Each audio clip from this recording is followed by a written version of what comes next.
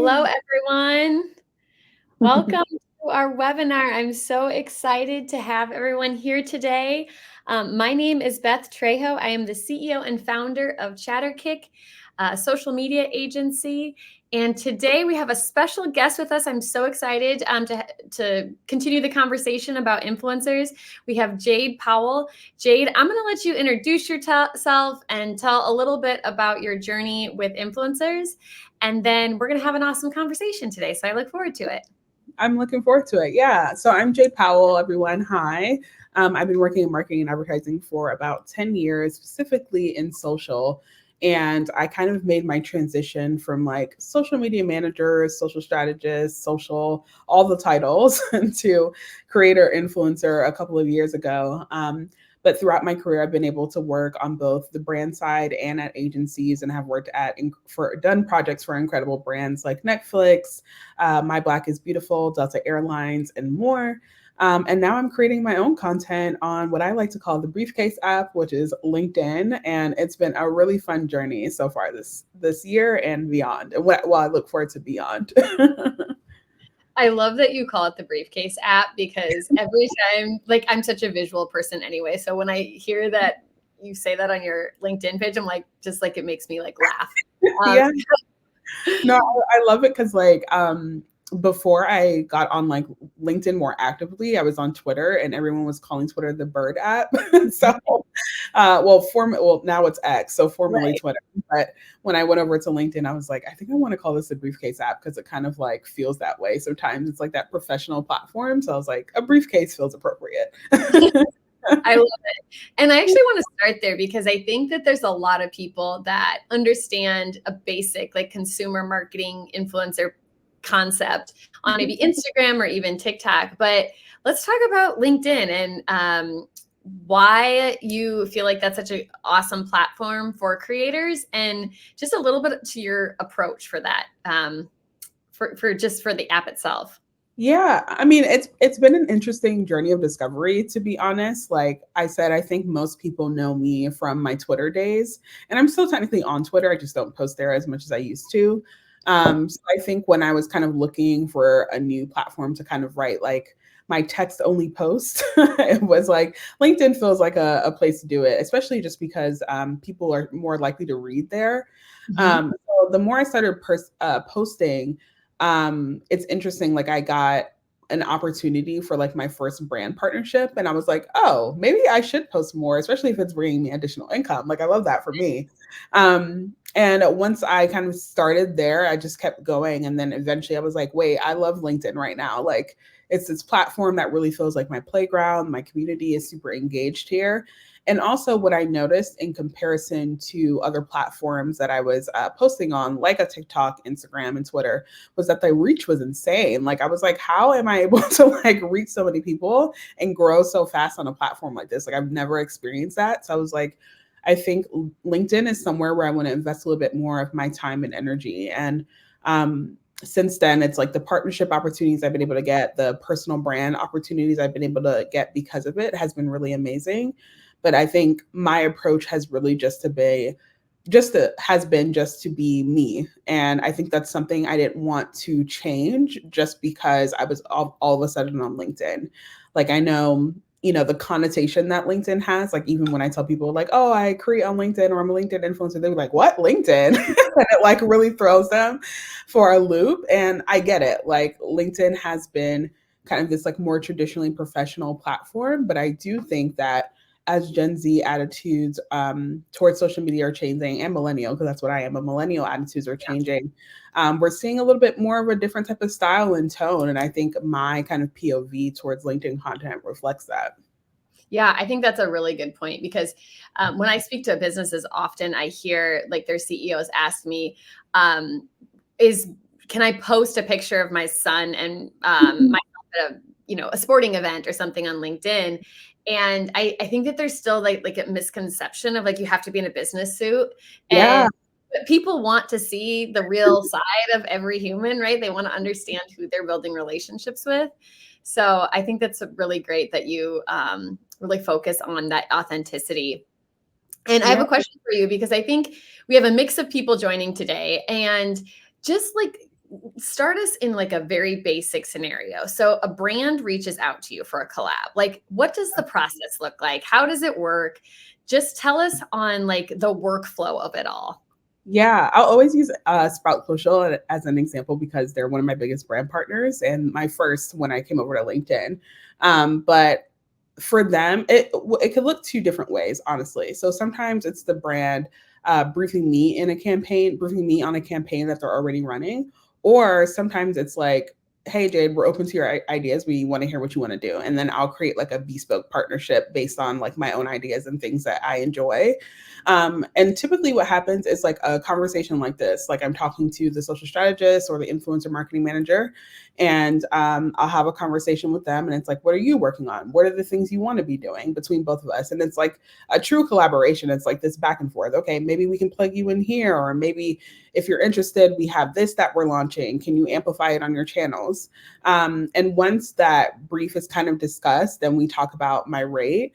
And then once we're aligned on that, if it makes sense for their budget, we negotiate if needed. We get that contract signed, and then I get to creating. And then what you guys kind of see on my LinkedIn is like the final content that has been approved. So it's very similar to other social media platforms. LinkedIn works in the same way. And it's interesting just because I think, again, like LinkedIn is such a newer space for influencer marketing. I don't think it's like, I recognize it as a new space, and I don't think it's something that people instinctively think about when we talk about influencer marketing. But I think for people who are like working professionals, people that are experts in their field or industry, like it's such a great opportunity. Like I think about myself and all the platforms and services that I use as a business owner, a freelancer, a creator. And I'm like, why wouldn't I partner with these brands? So it's like, these are the opportunities that we can get into through brand partnerships. Yeah, I think that's really where some businesses get stuck. It's just like, okay, if I don't have a t-shirt or something to like physical to sell, like Yeah. how do I start engaging with creators or influencers? How do you recommend like just dipping your toe into this? Like, where do you start if you're a business and you want to kind of try that space, specifically on LinkedIn?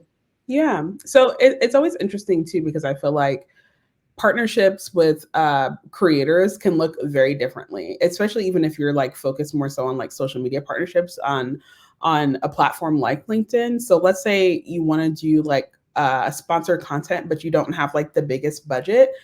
Find your customers who are already talking about your product or service, and then maybe they are on LinkedIn. Those are the people you can tap. So let's say you can't throw like, you know, $500,000 at them, which I'm sure we would all love, but maybe like you can talk about like, hey, maybe we can give you like 3 years of service for free. Maybe we can, you know, it's like that kind of product seeding mentality. It's like, we can't necessarily throw a whole bunch of money at you right now, but, you know, maybe we can talk about like what a pro plan subscription of your service looks like for free, you know? So I was thinking it's really just like working with those people, again, who already love your products, and thinking about like, what is a great way to incorporate them into your brand or your social media marketing strategy or your influencer marketing strategy. And then also, you know, LinkedIn, I feel like, or just social media in general, is like such a great starting point, but it doesn't just have to live there. Like one of the things I've loved about my brand partnerships is that it has been through like sponsored content on social, of course, but like also through speaking opportunities, Yeah. you know, in-person events that I get invited to. So the partnership can look very different beyond sponsored content as well. Yeah, I think what you touched on there, like such great pieces of information. And like from what I have seen on brands that get it wrong is when they're not really focusing on a relationship with a creator. I Mhm. mean, you mentioned that like real life, Mhm. or you know, bringing you to the events. Mhm. It really does. It sounds like it makes a big difference, and I'm Yeah. imagining that your connection to the brand becomes stronger because you know the people behind the scenes. You understand what they're doing. Yeah, and that's something I feel, again, has been very evident in my partnership with Sprout. You know, they have been working with me when I was a social media manager. Like they were my software management tool of choice. Mhm. And that's how I got introduced to their products. I was literally their customer. And then over time, they would tap me and be like, hey, Jay, we see you're growing on Instagram. Would you want to partner with us to create some Instagram content? Would you want to write articles for us on our blog? And I'm like, yeah, of course I want to do these things because I love your product. And our audiences are similar. Social media professionals follow me, social media professionals follow them. So it's like there's a lot of synergy there. And of course, like when we navigated to LinkedIn, it started becoming more sponsored content. But they were some of the kind of like the first brands that were like, hey, we want you to host this like online webinar that we're doing. We want you to be a part of this campaign. Like there's even some things that we're talking about right now where they're inviting me to like larger events that they're doing for their brand outside of a social team.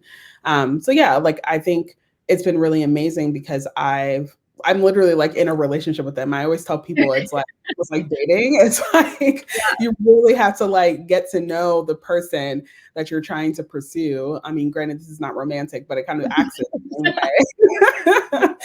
And it's like, think about the long-term relationship. Like, I'm not saying that you gotta marry me, but like, if you want to keep pursuing me, like you have to kind of make me feel good and make me feel seen and valued. And I want to do the same in return. And I think it's been great because, even I feel that they care for me and like our relationship, and I in turn am looking for opportunities for them. So Greg, who is their social strategist, I just referred him for like a speaking opportunity because I'm like, who else would know how to speak about influencer marketing other than him, because he's so good at what he does. So yeah. I think just to pull out a really good piece of advice for those B2B marketers, it's like, don't overcomplicate it in the beginning, right? Like, go find your customers, find your people that are already speaking about you, whether it's online or not, and then ask them, is this something you'd be willing to share or do? And get creative and focus on the relationships. Yeah. Sometimes I think like going back to like even our grandparents' generation, it's like they would have done this, they just didn't have the technologies to enable it, right? They sat Exactly. at kitchen tables, made business deals, formed, golf events or whatever the case may be. And I think sometimes we have to like ground ourselves in those Get old back to fashioned, yeah, like just be nice. Yeah, I remember my dad. It's so funny that you just said this because it reminded me.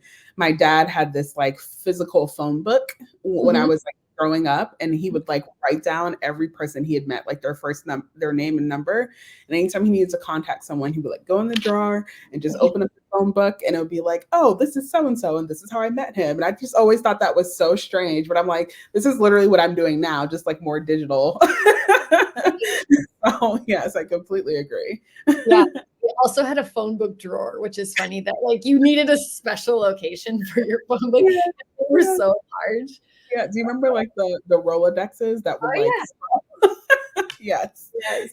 Love that. Okay, so let's talk about some of the like things that brands are doing right when they're reaching out to creators. And then let's talk about some of those like missteps where maybe they think they're doing the right thing, but ultimately it either gives the creator the ick or Mhm. it maybe is just like not the right way to go approach creators. Can you Yeah. just share either your experiences or what you hear others interacting with brands? Absolutely. The first thing I think of is like that briefing process. Mhm. So it's like, I think doing it right is like actually writing the brief because a lot of brands don't. I haven't always had that experience. And unfortunately, when you don't have the brief, it leaves like a lot of room for like creative freedom, which sounds like it can be great, but then it's like you end up with like a final asset that you're like, this is actually not what we wanted at all. And it wastes the creator's time as well as yours. So I would say that briefing process is really important, and I love working with brands who have like a formal brief, and I mean like not just like send it to me. I mean like they get on the call to like explain it to me, talk me through their thinking, because what happens is, especially as a creative, like I can take what you have in a brief and interpret it on my own, and it's like, oh, well, this is my understanding of your brief, but if you actually explain it to me, talk me through what you're thinking, vision wise, we make sure that we're on the same page.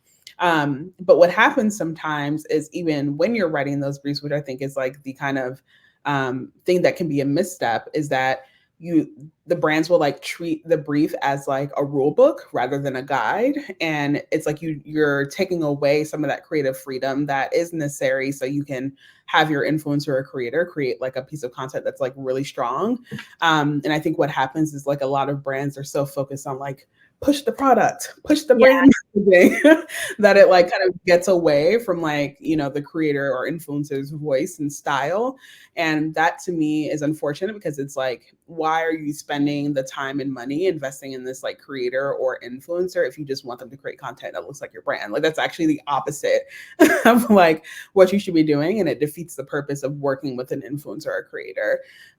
So like I've gotten text messages from friends who are also creators, and you know they've been working on content on other platforms, and they'll be like, oh, I'm working with this brand, and like they come back to me with like 6 rounds of revisions, and I'm like, oh, I hate that for you, because it's just at this point it's like not even fun anymore. So yeah, I would say that that's part of it. Yeah.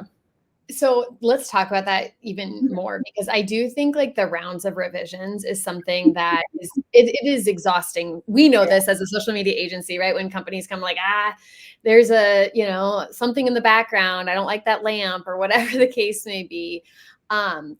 How like those briefs, when they're presented to you, what are some of the like just memorable things on some of the good briefs that you've had that you're like, tell me this if you want this, or you know, tell me what not to do? Is there any like elements that you think should or shouldn't be included? So this is actually one of my favorite ones because it sounds so silly and obvious, but it's like, this is how you pronounce the brand name. And that is actually so helpful just because, again, we all have our own interpretation of what these brand names are. And I always reference that one just because I remember on the marketing side, when I was hiring an influencer myself for a campaign I was working on, the creator actually pronounced the name of the brand wrong. And I was like, oh, that's not what it's called. So I had to like have her go. And unfortunately, like we had to have her reshoot it. And it's like, damn, if I had to included that in the brief. And you think it's obvious, but it's like, it's actually a good step to include. So that's one of them. And then also like the goal of the campaign. So like internally, like what are you actually trying to accomplish? I think some brands may think that's like not necessary information because the creators like just focused on the creative output, but us having like the goal in mind can keep us like focused on like what we should actually be including in our video, even with the brief kind of clearly outlined. So that's always helpful. And I would say too, with the brief, just like very simplistic things like where's the content going? Sometimes that's not always like outlined even in the contract, which should be. So like, you know, there's going to be a difference between you know, a video that feels a little bit more organic, like it was going on my social media feed versus like a mid-roll YouTube ad. Like those are 2 different things. So having that clarity, I think, is always helpful. Yeah. Oh my gosh, such good tips.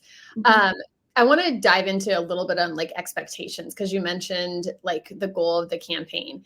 Sometimes I hear brands and businesses like they're betting everything on this influencer content, where it's like, this is going to solve my business problems. This is going to solve my product alignment, go to market strategies. Like, as a creator, I would imagine that pressure sometimes could be a lot, because I mean, you're there to make content and, you know, provide good resources, but also like you alone can't save a business in most cases, right? Have you felt that pressure? I know we do this on the marketing side, so I'm just curious, like, have you felt that pressure? What do you think are some of the expectations that, you know, people need to keep in mind as they are looking to go engage with influencers and creators? Yeah, I've definitely felt that pressure. Like, it's even interesting because I've seen this kind of discussion amongst social media professionals, whether social media as like a medium for marketing is responsible for sales. And obviously you'll get like different POVs on that. And for me, I look at influencer marketing kind of like underneath that social media umbrella. And it's crazy because I think some brands do go in with the mentality that's like, if I invest $5,000 into you to amplify this product, that means we should get at least like, you know, 500 signups or 500 product purchases. And I'm like, that's actually not necessarily how that works. And to me, I think it's more so about utilizing influencers and creators for brand awareness. Like, they may not necessarily be responsible. Well, we may not. I'm talking as a marketer now. We may not necessarily be responsible for like increasing sales, but we can introduce your products to new audiences or your services to new audiences, which I think is just as valuable. But of course, like it depends on what your campaign goal is. But I think that's also like when you're running an influencer campaign, you want to work with different types of influencers who have different audiences or demographics. Like it may work very different for every brand, but I definitely think the pressure is on, especially now, because like the creator economy is still very new. Yes. And it kind of reminds me of like early days of social. This is like when I started my career back in 2013, where a lot of the brands are like, what's the ROI of social? And I'm like, I don't know. Like, I guess we'll find out. And you just like honestly won't know until you post the content. So it's like you can't really guarantee anything. And there's so many variables and factors that kind of determine like whether your post is going to perform or not. So like I think with influencers and creators, we definitely feel that pressure because it's like, I'm just here to create the content and I hope it boosts your sales, but I can't guarantee that because it's really out of my control. Right.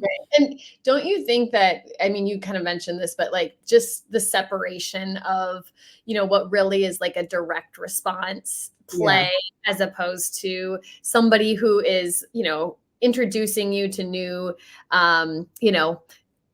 audiences or even just, searchability. People are searching on these platforms to validate businesses and they're sick of the other sites. They're not getting what they need from Google. And so they're literally searching their software company or their construction company on different platforms to try to validate either something that they've heard and were referred or something that, maybe they're trying to clear up. Yeah, absolutely. And I think you're absolutely right. It's like, again, an influencer may not be responsible for being like, hi, I'm telling you to buy this product, audience. So go buy this product. That may not necessarily happen. It's great when it does happen, especially organically. But I think again, it's like that brand awareness piece is really crucial because I think about all the times where I want to find out new information about a brand or service and I immediately go to TikTok to see what other people are saying. Like that is influence. Like the ability to be able to say like, oh, I have, like 10 people, whether they're customers, influencers or not, saying like, yes, this product is like worthy of your purchase. And I think that's just as impactful for sure. Yeah. And I also like as a consumer noticed myself like, some products or services I'm just not in the need for. Like I don't need it in the moment, but I'm like, it's that saving mentality, right? Of like, oh, I want to come back to that or I want to like understand that more. And I think that's where like, especially when we talk about like the difference between content creators and influencers, I think that's where the content creator is really valuable because they're literally creating content that like entices that person to save the post, come back to it later, or share it with someone that they know. Like, I think that's where, content creators are really strong in that they have the creative mindset to be able to like, I can create compelling content that's going to get someone interested in purchasing. Yeah. Yeah. Awesome. Well, we have a couple questions here. One question that came up is, do you feel like a lot of companies just look at influencer partnerships like a cameo from like insert star into their TV spot? Yeah, I do think that way as well, of course. Like, and it's an interesting phenomenon because I think like influencer marketing can look so differently depending on even what type of campaign. Like, obviously, there's going to be those campaigns where let's say like you're promoting a launch around a product or service and you want influencers to amplify it. But I also think about like those influencers who are literally just random people that become influencers overnight, like Jules, the very mindful, very demure. And all of a sudden she's getting like all these incredible brand partnerships, which is smart for the brands to kind of like tap into that moment. She may not have been like a customer of those brands, but it's like, yes, put her in the campaign because she is receiving a lot of visibility right now. And it makes sense from like a kind of strategic standpoint that brands would tap in that way. Yeah. You mentioned something there that I have got lots of questions about in the past, and I would just a little expansion on like the difference between an influencer or someone who considers themselves an influencer and someone Yeah. who considers themselves a content creator. Would you Yeah. just dive a little deeper into that? Because you alluded to it, but I wanted to give the audience a little clarity on that. Yeah, for sure. And I always say the difference is intention. So to me, creators are people that literally just create. They could like literally have zero social presence. No one can know who they are except the fact that like they are creatives. And the type of content that they create can look different. Those could be short form videos. They could literally be just social captions. They could be writing blogs. They could be editing podcasts. Like creators are just creatives. To me, influencers use their audience and create content to intend someone to like buy or utilize a service. The intention there is to like influence someone to change their behavior. So I think those are the two differences. One is more like creative focused, and the output. Ooh, scared me. No, you're fine. The output is like actual creative deliverables, and for influencers, the output is getting their audience to change their behavior. Yeah, I think so. The answer that you like, I will remember is intention, because that's the like really great way to describe that. And I love how you put that. So thank you for that. Okay, a couple more questions. Do you think the brand or agency should give the creator a granular breakdown of what they're trying to accomplish and the metrics they'll be tracking? This is a great question.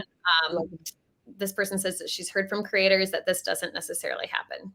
Yeah, I actually have not experienced that either. So this is a great question. I do think from a creator perspective, it would be helpful for me just to like keep those things top of mind as I'm creating. And that's not to say that I'm necessarily going to be like, all right, I'm creating this post that's like designed to get you the 5,000 shares that you're looking for. But it's something that like, could be a simple language change in the end of my CTA and in a video. Like maybe instead of I'm saying, follow me for more tips, I'm saying share this post. So ... And I think that's helpful just to keep into context. But I would say, I think there's like a fine balance. Like, of course, like provide the context, but you don't need to necessarily say like, these are hard guidelines. I feel like that kind of takes away again from the creative process. And then you're going to be left with content that doesn't feel like as organic to the creator that's making it. Ooh, that's a really good point, because I didn't think about that as like, I would think, well, that would be helpful, but you're right. If there's too much of that, like hard and fast, black and white, it takes away from the creative process. Yeah. And I know me personally, that would trip me up, honestly. I would just be like, whoa, yes. like, I don't know what direction to go in anymore. Yeah. Right. Yeah. It kind of like stifles the creativity if you have to think in metrics. Literally. Awesome. Okay, we have a question from Jeffrey. How can brands pre-plan for influencers? What would be your ideal time frame? Oh, this is a really good question. I've heard this a lot. Question. Yeah. So I would think about like, let's say hypothetically, we're talking about a campaign. So like when you want your campaign to go live, work backwards from there. I like to say like, if your campaign is launching November 1st, you should be briefing in your creators ideally by, I would say, mid-September to like early October. Give them like at least a month and a half to like actually work on the content deliverables, because that schedule and timeline will look different for everyone. And then what you can do is also like batch your creators and influencers into phases. So maybe like you have maybe like 5 of them that are rolling out like the week of launch, and then the rest kind of you do sporadically, which could also impact timeline. But I think as long as you give it like a month, ideally 2 months to brief, and then allow them that space in consideration of like, number of revisions that you want to be make when you need to review the first phase of content. I think that's a good idea there. I love that. That's so helpful. What about like way too short of a timeline? Like what is the unrealistic expectations that you've heard others give or that you've been given yourself? So I've been given a week turnaround, and I will say I've been able to do it. It's not my favorite thing to do because it's very up in the air on like what I got going on, honestly. Right. And that's like something you have to consider, like what do these creators and influencers also have to work on. But I've been able to turn around content in less than a week. But when it's rushed in that way, I always do a rush fee, always, just because it's like, you know, it's not my ideal scenario to work that quickly just because I feel like because I'm so focused on getting it done by deadline, I feel like there's elements of the creative process that kind of like well, I would say impact the quality of the content in my opinion. Yeah, that's a really good call out. And let's talk a little bit about fees. How Mhm. do influencers set their fees? What just like as you're talking to people in this space, whether it's on LinkedIn, TikTok, YouTube, Instagram, what should brands expect and what's the right way to go about this? So honestly, it has been trial and error for me. And it's so funny because I do the same thing that I do with my freelance rates. I start with Mhm. something that feels right based on what I know from Right, the scope of work, and then just keep increasing exponentially as the months right. go by. Because in my mind, I'm like, the more I work with brand partners or brands, it's more experience that I have. So you can keep increasing accordingly. But I would say like think about what the value of your time is. And at worst case, like, I say this to like early creators who are coming up as well. Think about your bills because this is a job. Like, what do you actually have to pay for in your life, and base it on there. So, I think brands are always going to have like varying budgets. Like, even there's been bigger brands that I've worked with that have had micro budgets versus like small brands that I've worked with that have had completely larger budgets. So it's always varying. So I like to think about it from like the value of my time, set a Mhm. standard right there and adjust it accordingly because the scope of work may look differently. But one thing I will note is that money, for at least for me, isn't always the end all be all. Because let's say a brand can't meet me where I would like in terms of budget, maybe the relationship is a little bit more valuable to me than like the extra 2,500 I would charge them for like a year of usage. You know what I mean? So like I would say to creators, just like think about what you want long term and base it off of that. Yeah, But that's I would also add, sorry, that I'm always like in the spirit of pay transparency. So the highest I've been paid for a LinkedIn post is $5,000, and we'll Mhm. see if that keeps Yeah. going. And can you just expand on that because it isn't always then that content can be used indefinitely, right? Like, what are some of the other like, whether it's fees or just understandings that businesses need, or even creators need when they're coming up with this of like rights for their content and like, can you walk us through some of that? Yeah, so I always find that brands initially, when they send the offer, they want complete usage rights and perpetuity. So they will like say, "I once you send us this content, we own it and we can use it wherever we want to." That's typically not okay with me because like my face is in it, so that means you shouldn't be able to use it or my voice. Wherever you want to. So I always ask them to specify. Like I'm always comfortable initially with like a year of usage on organic social Mhm. media platforms. But if the moment you guys want to turn it into an ad and use it anywhere else, like whether it's a billboard, using my voice for a podcast, whatever that looks like, we need to talk more money and what that looks like. And I find when I push back on those terms, especially if they don't have the budget, they usually settle for the 1 year of organic usage, which I'm comfortable with. I So think that's a really good call out. And also the fact that like, if it was, a face to camera video, you in your likeness have more exposure than if it was like, your hands doing an unboxing or something along those exactly. lines where, you it may be just a different piece of content. Yeah, absolutely. And I think, again, it's a new space, so we have a long way to go. But one thing I would say with brands is like be a little bit more understanding, at any time, like there's usually always an indemnification clause in the contracts. And it's basically saying like if a customer of a brand sees my ad and they decide to sue the brand, like I would be the person responsible for that. And, while I get it from a business and legal standpoint, it puts me not necessarily in the greatest position and it's kind of risky. Yeah. Granted, no one has sued me, thank God. Right. Let's say someone did, like the $500 hypothetically that you're offering me for this video is like, that's like 1 hour of a lawyer's time. You know what I Yeah. mean? So it's like, what can I do with this? So I think like brands in my opinion, should be a little bit more willing to negotiate with creators, especially when they want to use our likeness. Yeah. Okay, Mhm. awesome. That was really good tips. We have another question. How do you stay ahead of the curve when platforms and algorithms change all the time? You probably had this in both your marketing world as well as your creator Yeah. mode. And then like, what's your process to adapt to those trends? So it's interesting because, again, being on both sides, the algorithm, I call her Miss Algorithm. She's like my biggest hater. But when I think about the algorithm, I've learned to just like not focus so much attention on it, to be honest. Like, I think what we need to remember are these like major platforms like Facebook, Instagram, LinkedIn, Threads, all of them, Pinterest. Like, these are companies at the end of the day. So they're going to change their product, which are these social media platforms, in a way that best serves them to meet their business goals. We understand that foundationally. So with that in mind, rather than focusing so much on what the algorithm is doing, I focus on what the community is doing. What type of content are they asking me for? What are they interested in seeing? What content are they saving and sharing?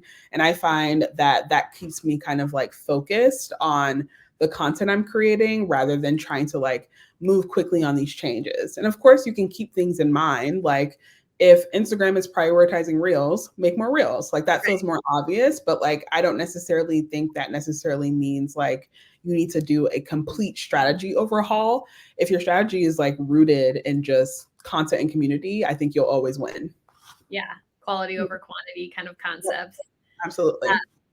Okay, so what do you think is going to be the next big disruption in influencer marketing?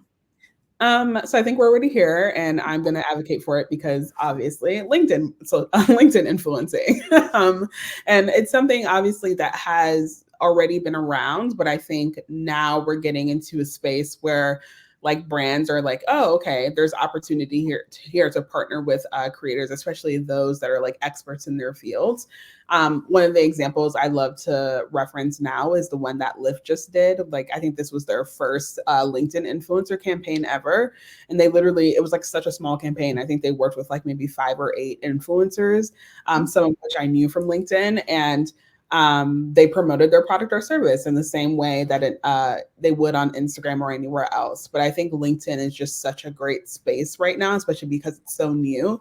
There's more room for forgiveness, more room for you to play around and just like see what works and what doesn't. And I think what's great about it too is that because LinkedIn has so many like professionals, like you'll literally get live feedback from people who work in the field. So it's great. And it's like, oh, I didn't know that. Let me go do that. Like, I think when I first started posting, I kept forgetting to post like the hashtag sponsored thing, which is like, it's like, okay. And I think that was like my first real understanding of like FTC guidelines. I was like, oh, I didn't even know this was like a thing, but it's because someone commented on my post and was like, this is not FTC approved. And I was like, thank you for the information, because I didn't know. So yeah. Speaking on the LinkedIn site, do you think that employees as advocates or influencers will be present or prevalent on that platform? We've already kind of seen bubblings of that in our world, and I'm curious what you're seeing. I hope so, because I think employees can be your biggest advocates, especially when they love their job. It's like, who better to talk about, your company or your brand and how you guys operate and what you do and what your values are, than the people that work inside. Like, I think it's like its own form. If anything, I feel like for some consumers, it could be a little bit more of a value add for them, or something that they feel like they can trust more than like a consumer influencer, if that makes sense.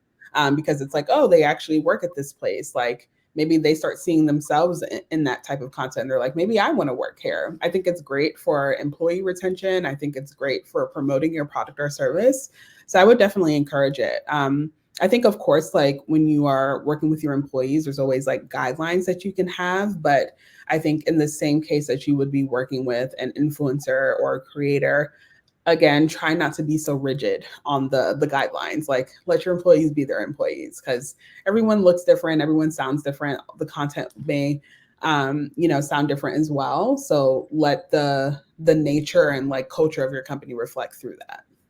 Yeah, and I think it really starts internally, right? Like, again, talking to different businesses about this, they're like, well, my employees won't share anything about Yeah. my business, and I can't get them to do X, Y, and Z, and and they have all these solutions that feel very, like you said, rigid or Mhm. automatic in some regards. Yeah. And I always tell the brands and businesses, like, let's first start with the question, why are they not posting your content? Like, what is Exactly. the barrier? Is it time? Is it just the passion around, the brand or the business? So I I, think that that's it.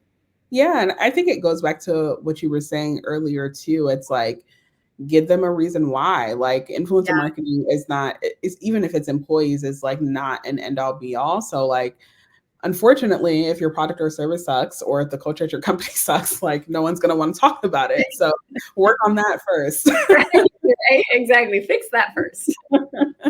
Yeah. Okay, we have another question here. Let's talk about just like if people are interested in being creators or they want to explore that world, but I mean, maybe they don't have a business background, or like you said, some of this stuff is completely new to people that you have to like, there's rules like with the, FTC and like, Mhm. where can they start or where can they find that community to kind of get mentorship or guidance? Do you know of any Yeah. places or spaces? Yeah, of course. I'll actually plug my own first. So, I am the host of Creator Tea Talk, which is a community that I started for both creators and influencers and also marketers. So, people that work on the influencer marketing side to have open conversations about the creator economy. So, for me, in the past year, I've been kind of growing this community on LinkedIn. And when I first started it, it started as like LinkedIn audio events, which have been really amazing because you get to like talk to people that are in these industries. And then I recently launched The Spill, which is a webinar series that I do for creators on how to like grow a creator business. But outside of me and Creator Tea Talk, I would point you in the direction of Brett Deshevsky. He does Creator Economy NYC for folks that are in New York.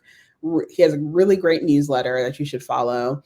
I would recommend following Lindsay Gamble. He's great on LinkedIn. I forgot the name of his newsletter, but he posts a lot of creator economy resources as well. Leah Haberman, she has her own newsletter. Literally follow the creator economy nerds, and that's where you will get the resources. I'm one of them. I know so many. My friend Lloyd George, Tamika Bazil, like a lot of the creators and influencers that literally post about the creator economy, those where you'll find those kind of like community resources, whether it's like educational resources or in-person events. And I find that you'll find community there. And then the last thing I'll say about that is like, don't be afraid to shoot your shot. I always say never underestimate the power of a DM slide. If there's someone that you feel like is very knowledgeable, or you just feel like you want to learn from, connect with, be friends with, reach out to them, slide into their DMs. It works every time. That's how I've been able to do Yeah, it. that's a really great tip, and thank you. We'll make sure and link all those resources. But I also like, if brands are trying to figure out, like, I want to be a good steward of our influencer relationship, like they should follow that too, because I'm assuming that there's a lot of like strong voices that are giving ideas of what's working and what's not working. So you can kind of try to avoid the pitfalls in the beginning instead of trying, making them in real time. Yeah. And I think too, like even plussing up on that, following a lot of the social media professionals who are working behind the scenes at brands, because they post a lot of their wins, failures that you can learn from. So, including myself, like I think I talked about when I first like got into influencer marketing, and one of the first campaigns I ever ran really flopped. Like I wasted $15,000 and it flopped. And but I was like, I'm sharing this so you guys can learn and not do what I did. Yep. So yeah, highly recommend following the social pros. That's Yeah. awesome. If you could give a message to, like, I know you have your community, but like your first tip to like getting started, even if you're not like aspiring to be a massive influencer, but just like getting afraid or getting past that fear mentality, what would be like your number one top tip to just tip your toes in? I always say this, just post the content because it's not that deep. Yeah, yeah, Just post the content. I do think like with influencing and creating, like we get really like in our head, like how are people are going to perceive this? What's going to be the response? I think if you post content for the genuine love of doing this or want to, inform your own community about things that maybe find valuable, focus on that and let that be your North Star. And then I think over time, people will see your intention through the content that you create and they'll follow you accordingly. That's really, really great tips and advice. I know we've had some question and answers come in through the chat, but if you have any more, please feel free to use that chat function and continue to ask away. We'll make sure and address them. We have a couple more minutes here. Let's talk a little bit about, you mentioned sliding into your DMs, but the method in which you reach out to influencers. Like, what's the way that feels right to you? What's the way that is the worst? Like, tell me the stories that are not ideal. Let us know about this. Are you thinking more so from like a marketer's perspective or a creator's perspective? From a creator's perspective, like what's the best way for brands to reach out to creators? Yeah, so I would say like just introduce yourself and tell them what you're going on, whether it's via email or a social media message. I would say like introduce yourself very normally, like, hi, I'm Jade Powell. I'm the senior social strategist or senior influencer marketing manager at so-and-so. We're working on this campaign. We've seen your content. Flattery. Again, this is like dating. So flattery. We've seen your content. We love it. We think you're amazing. We'd love to talk about how we can, incorporate you into some of our upcoming campaigns and what a potential partnership could look like. Can we set up some time to chat? That CTA is so important because I feel like it shows intention. It's like actually like, oh, can we go on this date now? And that is the initial conversation. Because I think, think about the fact that like creators and influencers, like knowing that this space is very highly competitive, I feel like there are more creators and influencers out there than there are brand opportunities. I'm sure someone did a study on it. I don't actually know the percentage, but I'm sure of it. So when we get opportunities, like we immediately get excited about it. And I think I'll use myself as an example. I remember I had a brand reach out to me, and I put them like I put it on my to-do list to follow up with them because I was like going through a week where I was like, I need silence because I was tired. But I was like, I'm putting this on my to-do list. And I actually ended up following up with them a little bit early because there was an opportunity that I felt like could be very alignment with some stuff that I was doing. We talked, we had a great conversation. They were like, we love your work. We love what you've done so far. And then we just went back and forth via email after that conversation. I sent them a proposal based on like what I felt like could really work. And, I remember we got to the closing part, the contract, and they ghosted me. And it was so unfortunate because I was like, wow, like we already talked about budget. You were aligned with what I proposed. We aligned on deliverable. Everything was going well. And then you ghosted me. And it was crazy because I think like, again, for a lot of us as creators and influencers, we're immediately excited to even just have the discussion because they don't come so often. So for me, I'm like, for us to have that discussion, to go from like, yes, we're so excited, we love you, to you'll never hear from me again. It's like such a crazy, like kind of separate side of the coin. But I will say, like, again, think about it like everlasting relationships and try to be as transparent as possible along the way. Because had they just been like, hey, Jade, we were excited about working with you, but we can't anymore, I would have been totally okay with that and like considered other opportunities in the future. But because they didn't, they're now on my shit list. Right? I think that is such a good point because it's like, and maybe it was just a rushed person, like not managing their tool sets well. But I do think like those end caps for relationships are the things that really matter, right? Like every touch point is an opportunity to win or to lose. And so when you're doing this stuff as a brand or as a business, like it is important not to just template everything out and just, hope that somebody responds and really realize that someone is on the other end of that. Because it can be the opposite. Yeah. And I would say that's the same for creators and influencers as well. Like I've heard a lot of horror stories from brands as well, where they've been ghosted and on the upper side at the end. And I think like both sides need to remember again that this is a relationship.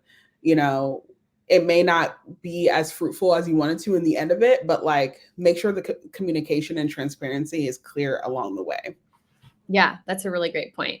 Okay, one question we have is, what's one mistake you see like executives or leaders making on LinkedIn, and how can they correct that to grow their brand and make genuine connections?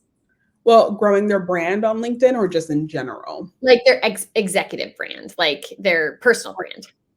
So, okay, this is my POV. Well, obviously you're asking me. So, so I think because again, LinkedIn is this like inherently kind of like professional space, or that's what it's deemed to be. I think executives kind of get into this like deep kind of storytelling mode where it doesn't even feel like a real story at this point, where it's kind of those posts where it's like, I was on my mid-morning, my 4 a.m. run, and I saw a dog along the way. And when I got to the office, the dog was the person I was supposed to be in a meeting with. And it's like this very like dramatic like, I really want more executives to just like get down to what do you know? Because you're telling me like stories, which is like, I get it. They're great for engagement, but like, what do you know? Tell me why you like your job. Tell me like what a day in your life looks like. Tell me what things are exciting you about like a new era, a new stage of your business. Tell me why you started your business. I feel like more of that kind of personal, transparent touch will get them further than like those kind of like what I call very camp storytelling moments, even if they're true or not. But I feel like just focusing more on like the kind of get to know aspect will get you like better engagement and build a stronger community on LinkedIn. That's a really good tip. I feel like I've seen those memes out there. It's like everything is a LinkedIn post. Yes. Where even the ones where it's like, oh, my wife just had our baby. Here's what it taught me about B2B sales. It's like, no one cares. Yeah. Exactly. Okay, so as we wrap up here, we want to know what's next for you. Like, what are some of your goals? What do you want to accomplish? How can this community help you out? Yeah. So I want everyone to hear it. I want to manifest my partnership with LinkedIn. I know it's going to come one day. I haven't had any conversations with them yet, but I did visit the office last year, and I'm going to consider that as like an early manifestation. And I definitely want to partner with them just because, again, I think the platform as a whole is just like a great space for people that want to build their personal brands or even upcoming creators. And also, I think I'm just like always excited to work with brands that I enjoy working with, to be honest. I definitely want to explore like the possibilities of LinkedIn. Something I always talk about is how, with LinkedIn, I think we immediately go to B2B, but I think there's room for B2C brands as well, or consumer CPG brands. And I get this example of like, Fenty Beauty is like one of my dream partnerships. If I am like someone that's going on a stage speaking in front of 1,000 professionals, why shouldn't my entire face be Fenty Beauty makeup? And that's a partnership in itself. And it's not so like, this is my makeup review type content, but it's still impactful content that, people would be interested in seeing. So I would say that. And then, as I mentioned before, I'm growing Creator Tea Talk and my resources for creators and influencer marketing managers. So just subscribe to my newsletter, which I call Loose Leaf. And people can get a hold of you on LinkedIn by searching your name, or she has her handle right in the webinar title there. So feel free to reach out. If anybody needs help with anything influencers from a brand perspective, we can be found at chatterkick.com, and Chatterkick is our handle across all of our socials as well. So Jade, I just want to say thank you so much. This has been an amazing conversation. You've given everybody such great ideas. I've learned a lot. I'm sure our audience has as well. And we'll have this recording for people so they can reference. And just thank you. Thank you for sharing and for being such a great voice in the industry. Thank you so much for having me. This was really fun. I'm happy to come back the next time you have one. Thank you. We would love to continue this conversation. All right. Well, thank you, everybody. I hope you all have a good rest of your day. Bye. Bye.